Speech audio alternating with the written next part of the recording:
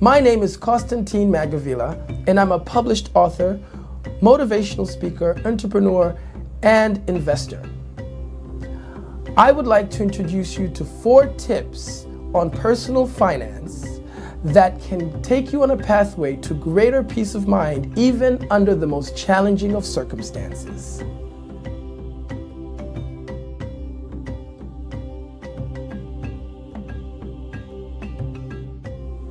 To begin with, why is financial planning so important? Finances are the economic lifeline of a human being.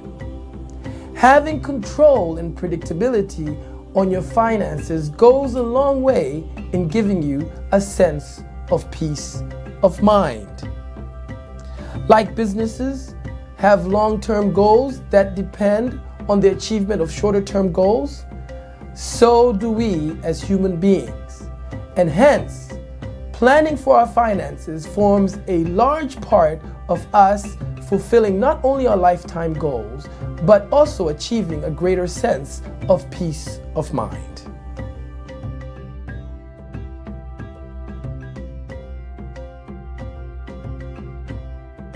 So what to do? Budgeting. A budget is a financial expression of your plan, and it can apply to any plan, including your life plan. To build your budget, you need to take log of all your expenses and prioritize them in terms of needs and wants, where your needs are the things or items you're obligated to cover, while your wants are your desires that you're not necessarily obligated to cover. So for example, your needs could be bills you pay every month, whereas your wants could be travel expenses or entertainment for leisure, etc. Your budget has to take into consideration your immediate commitments, like the expenses you have to cover on a regular basis, but also has to provide for your longer term goals or requirements. For example, building a home, retirement, and even investment.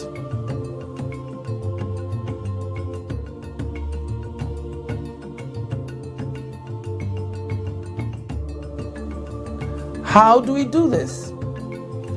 Saving and sticking to your budget. Incomes may vary from person to person, but we almost will always need the same thing: financing for our needs and wants. Before preparing your budget, you first off need to establish your norm, your average income, bearing in mind that the challenge is not just getting money, but rather keeping money.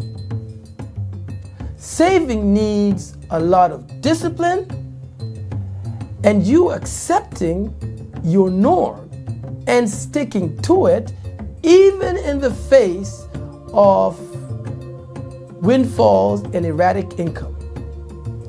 Saving requires that we sometimes reduce our expenditure by either cutting out excesses or reducing the costs of some of the items that we regularly consume. For example, instead of shopping at a supermarket where you can pay for things at a premium price because they're branded and packaged, you can shop at a nearby neighborhood grocery store where you can save up to 20% just simply by buying from this alternative channel. That would help you save and avail money for other activities.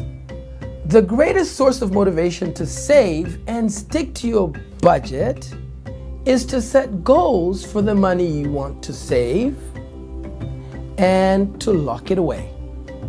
Savings can also avail you funds for investments that can help you boost your normalized income.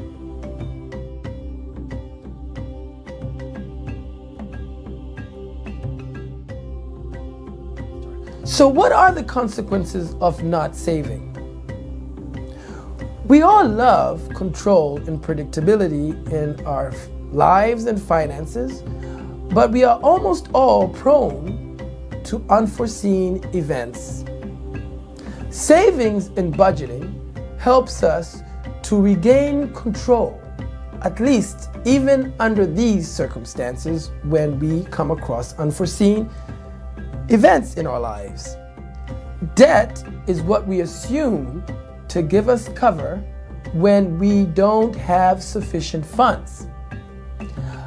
But not sticking to your budget and the lack of saving will almost always expose you to bad debt, debt that does not add value and consequently exposes you to additional burden that may erode on your longer term commitments. For example, you may partake in leisure activities or entertainment activities that result into debt that you consequently will have to cover, that will affect your ability to pay bills. So the entertainment and leisure activities are wants, but then you might compromise your ability to cover your needs, which are bills and other things that you have to cover.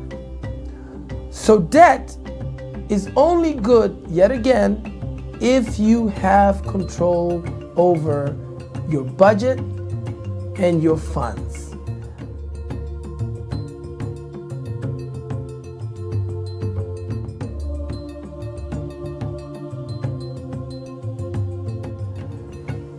As a result, the one and most important thing that you need to take into consideration when you're considering your financial planning is discipline. Self-discipline that is born out of consistent structuring and revisitation of how you approach your finances, continuously checking and assessing what you are putting your money into, where you're buying things from, and what you need versus what you want, so you can ensure that you build a plan that reflects your basic requirements but protects your longer term requirements, which ultimately may come about at a time when you don't have the ability to earn or generate an income. Like, for example, when you've retired.